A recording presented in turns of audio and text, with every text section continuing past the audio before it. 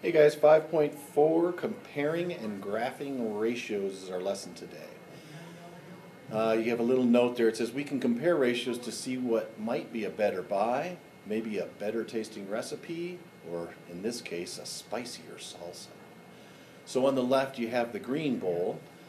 In the table it shows that you have, for every 8 tablespoons of hot sauce, you have 3 cups of salsa.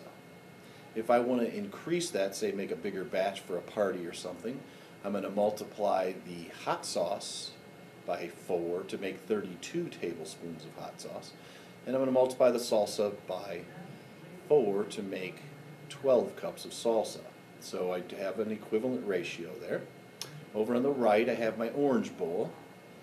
The orange bowl, I start with 12 tablespoons of hot sauce and 4 cups of salsa.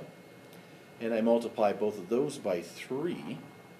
Now in the end I have 36 tablespoons of hot sauce to 12 cups of salsa. And notice I showed my multiplying by 4 and 3 so that I could show equivalence. Okay? Now when I compare, I can look and say, okay, for every 12 cups of salsa, since both recipes have 12, I can see that I have 32 tablespoons in the green bowl, but 36 in the orange. So the orange bowl is going to be spicier. Okay? What I'm trying to do there is find a number, like 12 in this case, that I can multiply both of those by, so 3 and 4 are both factors of 12, so I multiply by 12 to make it so that I can compare the two. Okay? If we scroll down a little bit,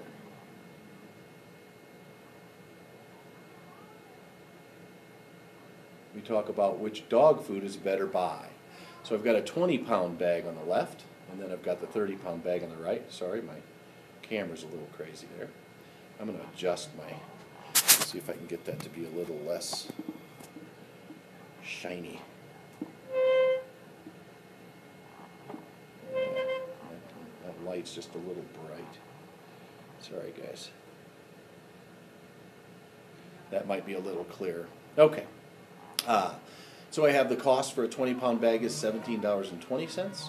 Cost for a 30-pound bag is $25.20. So I want to compare and basically get a unit rate here, how much it is per pound.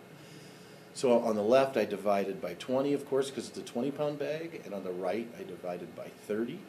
And in this case, of course, even your math teacher would use a calculator on this one.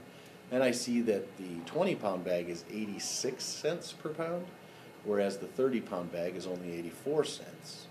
Now, if I have 2 dogs and I want to, buy that bigger bag, and, if I just have a little mini dog, I probably don't want to go out and buy the 30-pound bag, but in this case, just trying to show you the comparison there. All right, let's move down to how do we graph these things. So here I have 2 ratio tables that are filled out for me. Notice I circled the 6 seconds to 18 meters on the left for the blimp, and the 6 meters to 21 seconds on the right for the hot air balloon. And I don't know what happened to my labels.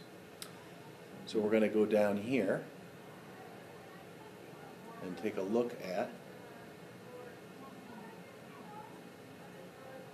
my lovely graph. So I labeled it rising speeds, and I'm going to scroll up just a little bit so you can see the whole thing. I have my time down at the bottom, which you can kind of see. I'll scroll up just real quick. So time in seconds, and then height in meters for my 2 axes. Okay? Nice job labeling, Mr. Mack. And then I went ahead and graphed. So on the left, the blue represents the blimp, that line. So after 2 seconds, it rose 7 meters, 4 seconds, 14 meters, etc., up to after 8 seconds, it's 28 meters high. For the balloon, it starts at 3 seconds, it raises 9 meters. At 6 meters, or 6 seconds, it's 18 meters, on up to 12 seconds and 36 meters. Okay? Notice the 2 lines both start at the origin at 0, 0. Basically, they're both on the ground, and then they haven't started rising yet. So notice that my blimp is steeper line, so it is rising just slightly faster. All right, get those notes in your In your math notebook, make sure you make a lovely chart.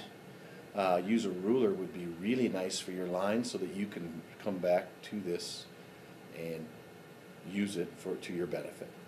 Have a great night. We'll see you tomorrow.